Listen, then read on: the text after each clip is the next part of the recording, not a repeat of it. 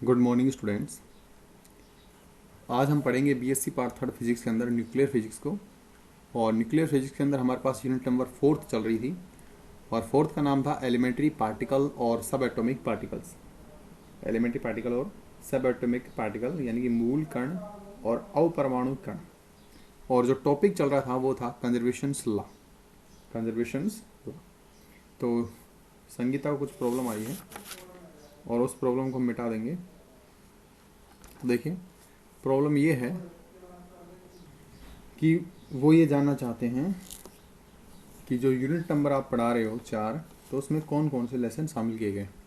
तो देखिएगा, unit number जो फोर्थ है, मैं भी आपको ये क्लियर करवा दूं, यूनिट नंबर जो है फोर्थ, उसके अंदर हमारे पास अकॉर्डिंग टू सिलेबस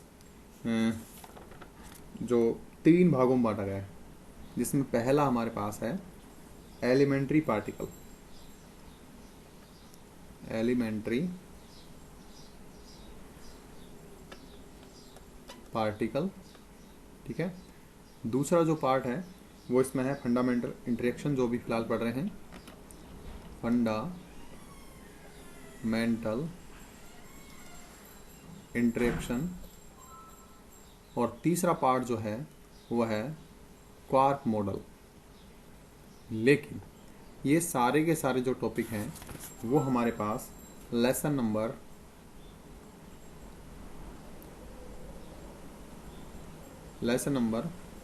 जो 9 है उसके अंदर, लेसन नंबर जो 9 है उसके अंदर है।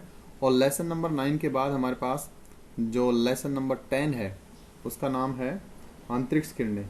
वो आपके सिलेबस में नहीं।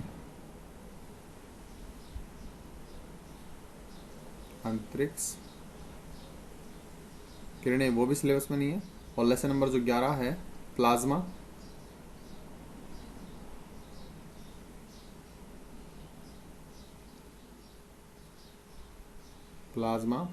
और साथ में है कॉस्मिक रेंज। केवल प्लाज्मा ही है, तो ये प्लाज्मा भी आपके सिलेबस में नहीं है और अंतरिक्ष किरणें भी आपके सिलेबस में नहीं है। और इसके अलावा जो भी मैं आपको यूनिट पढ़ाऊंगा, जब यूनिट स्टार्ट करूंगा तो मैं आपको बता दूंगा कि इस यूनिट में कौन कौन से लेसन है। तो फिलहाल हम यूनिट नंबर 4 पढ़ रहे हैं। फोर्थ के अंदर हमारे पास केवल 3 भागों में बांटा गया है, एलिमेंट्री पार्टिकल, फंडामेंटल इंटरेक्शन और क्वार्क मॉडल। ये हमने कंप्लीट कर लिया है एलिमेंट्री पार्टिकल्स को।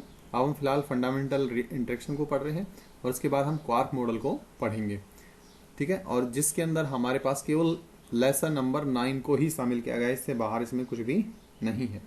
तो शुरू करते हैं हम। तो इससे पहले देखो, हमने कंजर्वेशन लॉ पढ़े। कंजर्वेशन लॉ जो है वो हमारे पास 2 प्रकार के थे, एक है यथार्थ संरक्षण नियम और एक है सन्निकट संरक्षण नियम, यानी कि एग्जैक्ट कंजर्वेशन और अप्रोक्सीमेट कंजर्वेशन लॉ। जहाँ पर हमने एग्जैक्ट कंजर्वेशन लॉ को पढ़ा और इसकी डेफिनेशन पढ़ी कि इस प्रकार के जो संरक्षण नियम है सभी नियम क्रियाओं में प्रबल, दुर्बल, विद्युत चुंबकीय सब में ये क्या रहते हैं, वैध रहते हैं, उनको हम एग्जैक्ट कंजर्वेशन लॉ बोलते हैं। इसके अलावा जो कंजर्वेशन है वो हमारे पास 6 प्रकार के हैं, energy conservation, momentum, angular momentum, charge, electron number और बेरियन नंबर। इसी प्रकार हमारे पास जो अप्रोक्सीमेट जो कंजर्वेशन लॉ हैं वो भी हमारे पास 4 प्रकार के हैं, जिसमें आइसो स्पिन यानी कि संभारिक, और स्ट्रेंज यानी कि विचित्रता, और पैरिटी यानी कि समता, और चार्ज कॉन्जुगेट यानी कि चार्ज सममित। हमारे पास लॉ 4 होते हैं इसमें। इसके अलावा हमने कंजर्वेशन लॉ पढ़े थे, एग्जैक्ट कंजर्वेशन लॉ, जिसमें हमने कंजर्वेशन ऑफ एनर्जी को पढ़ लिया, कंजर्वेशन ऑफ एनर्जी को पढ़ लिया था। इसके बाद हमने कंजर्वेशन लॉ ऑफ मोमेंटम को पढ़ लिया था। और मैंने एक बात ये भी कही थी और दोबारा मैं आपको बता देता हूँ, एनर्जी कंजर्वेशन जो लॉ है वो आप लगा तो सकते हैं और आप कैलकुलेट भी कर सकते हैं, मना नहीं है। लेकिन जब आपको एग्ज़ाम के अंदर इक्वेशंस दी गई हैं, जैसे कि आपको कोई इक्वेशन इस तरह से दे दी कि न्यूट्रॉन जो है वो प्रोटॉन में बदल गया, plus E plus mu E बार आ रहा है, तो यहाँ पर आप एनर्जी कंजर्वेशन लॉ लगा सकते हैं, कोई दिक्कत नहीं है। लेकिन जो टॉपिक है वो काफ़ी बड़ा हो जाता है, इसलिए आप एनर्जी कंजर्वेशन और मोमेंटम कंजर्वेशन को नहीं लगा के देखेंगे। इसके अलावा जो इलेक्ट्रॉन नंबर, बेरियन नंबर, मैं एग्जांपल करवाऊंगा ना, कोई दिक्कत नहीं है, मैं आपको एग्जांपल क्वेश्चन सारे करवाऊंगा। हाँ, एक चीज़ और, जब आप एनर्जी कंजर्वेशन पढ़ रहे हैं तो एनर्जी कंजर्वेशन आप जब भी कोई नई इक्वेशन आई उसके अंदर मान के चलेंगे कि जो एनर्जी है वो कंजर्व है और जो मोमेंटम है वो कंजर्व। मैं इसको एक तरह से ये बता सकता हूँ कि ये फंडामेंटल कंजर्वेशन लॉ है, फंडामेंटल कंजर्वेशन लॉ है। और ये जब तक पूरे नहीं होंगे अभिक्रिया होगी नहीं, इसलिए ये दोनों को तो मान के चलेंगे। इसके अलावा हमारे पास बहुत सारे हैं, 6 1 हैं 4 1 10 कंजर्वेशन लॉ हैं। 10 में से हम कितनों को लगा के देखें तो 10 के 10 नहीं लगा सकते, इसलिए एनर्जी मोमेंटम को आप छोड़ दीजिए सिंपली, ठीक है। और कोणीय संवेग को भी आप छोड़ दीजिए, 3 को छोड़ दीजिए, आपके पास फिर भी कितने बच गए, 7 बच गई। 7 को लगा के देखिए ना। तो देखो next conservation law of momentum हमने पढ़ लिया था। Conservation law of angular momentum को आज हम डिस्कस करेंगे। कोणीय संवेग संरक्षण नियम, ठीक है ना, इसको बोलते हैं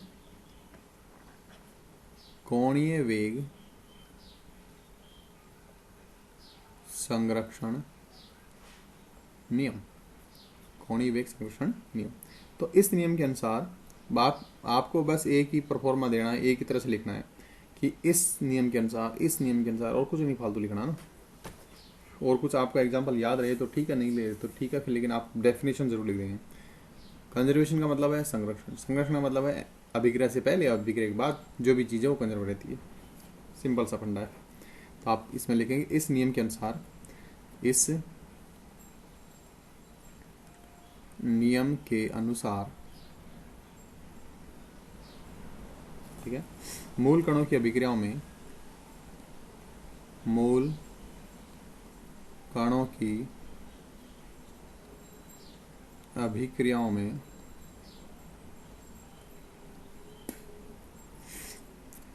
कुल प्रारंभिक कोणीय संवेग,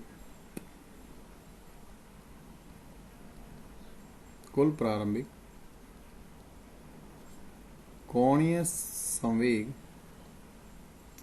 व कुल अंतिम कोणीय संवेग व कुल अंतिम कोणीय संवेग बराबर होता है।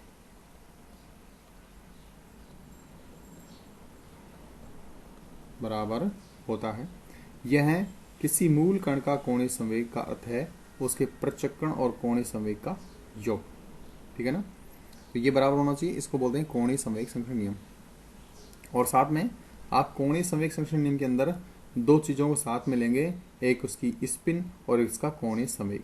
मूल कण का कोणीय संवेग का अर्थ होता है कि आप ऐसे लिखेंगे, कोणीय संवेग का मतलब है कि उसके अंदर स्पिन भी काउंट की जाए और साथ में उसका कोणीय संवेग,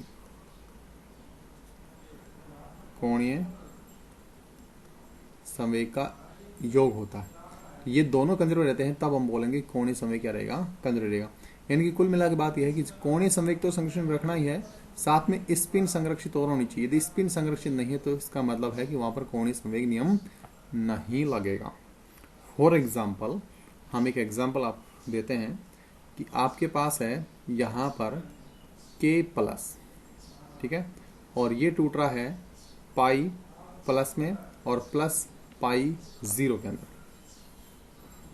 तो यहाँ पर आप देखोगे कि जो K+ है इसका जो कोणीय संवेग है, ठीक है ना, इसका कोणीय संवेग जो है, इसको मैं L से लिख देता हूँ, वो प्रारंभिक में कितना है, 0 है। और अंतिम में जो पाई और प्लस पाई 0 है इसका कोणीय संवेग कितना है, 0 है। लेकिन इसके अलावा आप इसके अंदर स्पिन को और चेक करेंगे। किसको चेक करेंगे, स्पिन को और चेक करेंगे। तो आपको पता है कि जो K+ है उसकी स्पिन जो है वो 0 होती है। K+ की जो स्पिन है वो कितनी होती है, 0 होती है। उसका एक रीज़न भी है कि वो क्या है, मेसोन है। और जितने भी मेसोन्स होते हैं, ठीक है ना, जितने भी हमारे पास मेसोन है, स्पेशली हल्के मेसोन, ये सारे सारे हल्के मेसोनों के अंदर काउंट किए जाते हैं। तो इनकी जो स्पिन है वो हमारे पास 0 होती है। सिमिलरली हमारे पास पाई प्लस की जो स्पिन है वो भी 0 है और पाई 0 की जो स्पिन है वो भी 0 है। तो ये पाई 0 की स्पिन हो गई, ये पाई प्लस की हो गई और ये K+ की होगी। तो आप लिखोगे 0 = 0 प्लस का 0, इसका मतलब दोनों तरफ स्पिन कंजर्व है। जब कोणीय संवेग भी कंजर्व है और जो स्पिन है वो भी कंजर्व है।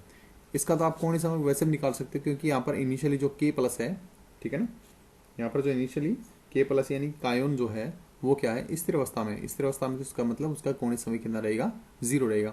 वैसे भी हमारे पास जो कोणीय संवेग है वो संवेग पर भी डिपेंड करता है। L इक्वल टू जो होता है वो R क्रॉस P होता है। जब P ही 0 है तो हमारे पास L तो क्या रहेगा, 0 रहेगा, सिंपल।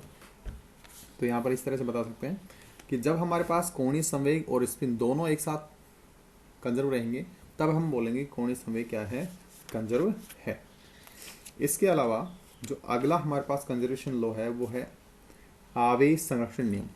जो सबसे पहले जो भी अभिक्रिया होगी उसमें सबसे पहले आपको यही कंजर्वेशन लॉ ढूंढना है, क्योंकि ये आपको अभिक्रिया के जो मूल कण हैं उनके ऊपर लिखा हुआ मिल जाता है और सबसे सरल है। और यदि यही कंजर्व नहीं रहता तो आगे वाले को देखने की हमें आवश्यकता नहीं पड़ती। तो ये मेरी पर्सनल राय है कि जब भी आप कोई कंजर्वेशन अभिक्रिया निकाल रहे हो, उस पर आप कंजर्वेशन लगा रहे हो, तो चार्ज का जो नियम है या चार्ज कंजर्वेशन जो है वो सबसे पहले लगाएं, सबसे पहले।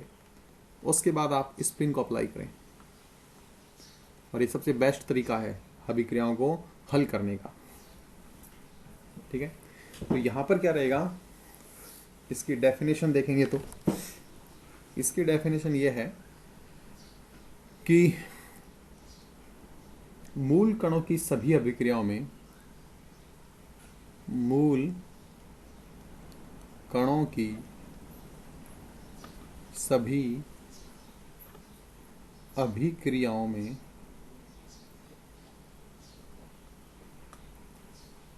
कुल आवेश संरक्षित रहता है।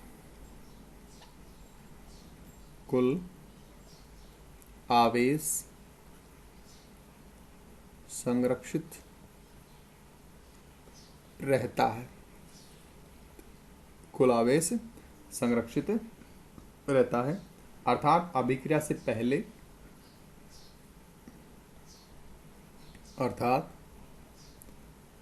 अभिक्रिया से पहले व अभिक्रिया के बाद कुल आवेश बराबर होना चाहिए। कुल आवेश बराबर होना चाहिए, ठीक है। अब देखिए हम कुछ अभिक्रियाएं देखते हैं। हम क्या देखते हैं, कुछ अभिक्रियाएं देखते हैं। अब की बार मैं आपको हाँ और ना दोनों बताऊंगा। हाँ ना का मतलब जो कंजर्व है वो भी और कंजर्व नहीं है वो भी। तो पहले मैं आपको कंजर्व वाली अभिक्रिया दिखाता हूँ और उसके आवेश को भी दिखाता हूँ। तो देखिएगा पाई प्लस एक कण है, पाई प्लस एक कण है, वो म्यू प्लस और प्लस म्यू न्यू के अंदर टूट रहा है। इसका जो चार्ज है वो आपको पता है कितना होता है, 0 होता है। इसका जो चार्ज है कितना होता है, 0 होता है। तो यहाँ पर देखिए चार्ज प्लस ई है और इधर देखोगे प्लस ई प्लस 0, यानी कि आप इधर भी देख रहे हो और इधर भी क्या है, बराबर चार्ज। यानी कि यह अभिक्रिया चार्ज के नियम के अनुसार वैलिड है, केवल चार्ज के नियम के अनुसार वैलिड है। कंप्लीट वैलिड नहीं बोल सकते। कंप्लीट वैलिड तभी बोलेंगे जब हमारी संतुष्टि हो जाएगी, जब हम सारे कंजर्वेशन लॉ लगा लेंगे तब बोलेंगे। आप कंजर्वेशन लॉ लगा रहे हो तो सारे लगाने पड़ेंगे आपको, है ना। घबराने की बात नहीं है, ऐसी बड़ी बात भी नहीं है, बहुत शॉर्ट ट्रिक है। देखो इसमें आपको क्या देखना है, इसमें प्लस है, इसमें प्लस है, बराबर हो गया, इसका आवेश 0, सिंपल लग गया और ज़्यादा ना लगाना है। इसके अलावा देखो अभी देखो इससे पहले जस्ट हमने एक अभिक्रिया पढ़ी थी, ये वाली अभिक्रिया पढ़ी है। इसके अंदर देखो यहाँ पर चार्ज है +1 है, आप इसको +1 भी काउंट कर सकते हो या प्लस ई की जगह +1 भी काउंट कर सकते हो। इसका जो चार्ज है वो भी +1 है और यहाँ पर चार्ज कितना है, 0। तो ऑब्वियसली बात है 1 बराबर 1 यहाँ पर हमारे पास चार्ज आ रहा है, यानी कि ये चार्ज के अकॉर्डिंग भी क्या है, कंजर्व है। इसमें कोणीय संवेग भी कंजर्व है, एनर्जी मोमेंटम कंजर्व वो मानते ही हैं। अभी इलेक्ट्रॉन नंबर और बैरियर नंबर और देखने होते हैं बस। आप देखिएगा यहाँ पर हमारे पास एक अभिक्रिया और दिखाता हूँ आपको। एक अभिक्रिया है, जो इलेक्ट्रॉन है वो टूट रहा है गामा प्लस म्यू के अंदर। आप देखो यहाँ पर तो हमारे पास इसका जो चार्ज है वो -1 है, लेकिन इधर इसका चार्ज भी 0, इसका चार्ज भी 0। तो एक तरफ तो -1 है, दूसरी तरफ 0, तो ये अभिक्रिया वैध नहीं है। यह अभिक्रिया वैध नहीं है, यह अभिक्रिया वैध नहीं है, तो हम इसको नहीं लगाएंगे, सिंपल। इसके अलावा एक और एग्जांपल देता हूँ आपको। देखो, न्यूट्रॉन वाली अभिक्रिया हमने पढ़ी थी पहले। न्यूट्रॉन जो है वो प्रोटॉन में टूट रहा था, इलेक्ट्रॉन में टूट रहा था, और साथ में एक हमारे पास न्यू ई बार गए। इसका तो आवेश 0 है, प्लस इसका आवेश -1 है, इसका आवेश +1 है, और प्लस कर ही लेंगे, और इसका आवेश कितना है 0। अब देखो, इधर 0 है और इधर ये भी 0 हो जाएगा, तो पिछली बात है ये वैलिड है। यह अभिक्रिया वैध है, यह अभिक्रिया वैध है, आप इस तरह से लिख सकते। नेक्स्ट जो है conservation law of lepton number, जिसको आपको सबसे ज़्यादा ध्यान देना है और सबसे ज़्यादा इम्पोर्टेंट भी, ये ध्यान रखें। Conservation law of lepton number, परिभाषा में कुछ नहीं करना, परिभाषा में वही करना है जो लिखना होता है। मूल कणों की ऐसी बहुत सी अभिक्रियाएं हैं जिनमें लेप्टॉन नंबर उपस्थित रहता है, और यह पाया गया कि यद्यपि ऊर्जा, संवेग, कोणीय संवेग, आवेश संरक्षित होने के बाद भी जो अभिक्रियाएं हैं वो संरक्षित नहीं रहती या वैलिड नहीं रहती। उसका रीजन ये था कि उन अभिक्रियाओं में लेप्टॉन नंबर जो है वो कंजर्व नहीं रह पाता। तो हमने ऐसी चीजें देखी कि सारे नियम जब वैलिड हैं तो भी ये जो चीजें हैं या जो अभिक्रियाएं हैं वो वैलिड क्यों नहीं हो रही। तब हमने पाया कि उसके अंदर कुछ ऐसा है जो इन अभिक्रियाओं को वैलिड नहीं होने दे रहा। तो बाद में इसके अंदर लेप्टॉन नंबर की खोज की गई, तो लेप्टॉन नंबर को कंजर्वेशन किया गया। तो जिन अभिक्रियाएं, जो अभिक्रियाएं वैलिड नहीं हो रही थी उसके अंदर लेप्टॉन नंबर कंजर्व नहीं हो रहा था, कुछ के अंदर बैरियन नंबर कंजर्व नहीं हो रहा था, कुछ के अंदर जो विचित्रता है वो कंजर्व नहीं हो रही थी। इस तरह से हम देख सकते हैं कि लेप्टॉन नंबर जो है वो भी अभिक्रियाओं में कंजर्व रहना चाहिए। तो इस नियम के अनुसार अभिक्रिया से पहले और अभिक्रिया के बाद कुल लेप्टॉन नंबर बराबर होना चाहिए। तो आप लिखोगे इसके डेफिनेशन में कि मूल कणों की सभी अभिक्रियाओं में, मूल कणों की सभी अभिक्रियाओं में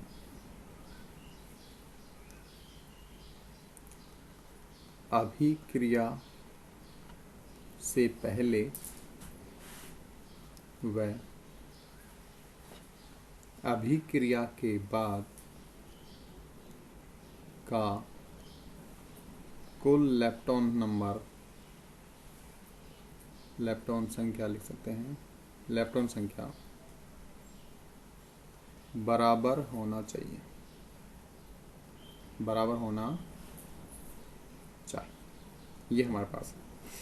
लेकिन आपको बता दें, लेप्टॉन नंबर जब आपको मैंने पढ़ाया था तो लेप्टॉन कणों की सभी जो फैमिली हैं, 3 फैमिली हमारे पास, उनके लेप्टॉन नंबर मैंने लिखवाए थे, और उनके जो एंटी पार्टिकल हैं उनके लेप्टॉन नंबर क्या रहेंगे, माइनस रहेंगे।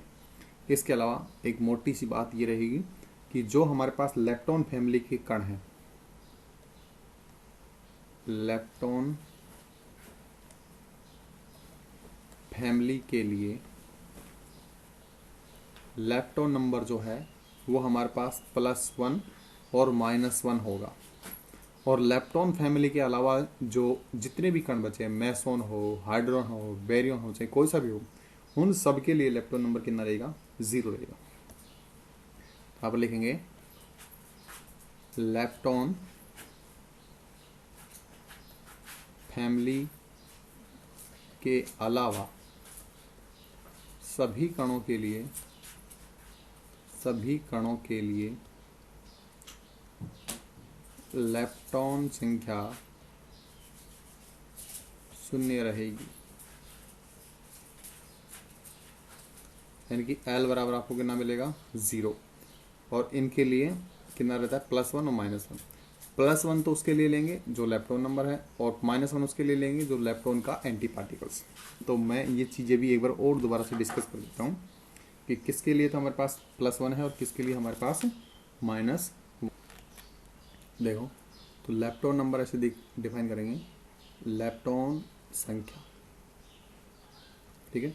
यहाँ पर मैं लिख रहा हूँ L बराबर +1 वाले कण, और इधर होंगे L बराबर माइनस वाले कण, और इधर रहेंगे L बराबर 0 वाले, ठीक है।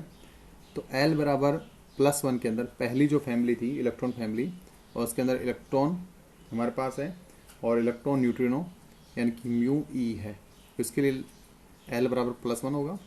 और इसके अपोजिट इसमें पॉजिट्रॉन है, और दूसरा हमारे पास है anti electron neutrino mu nu e और बार।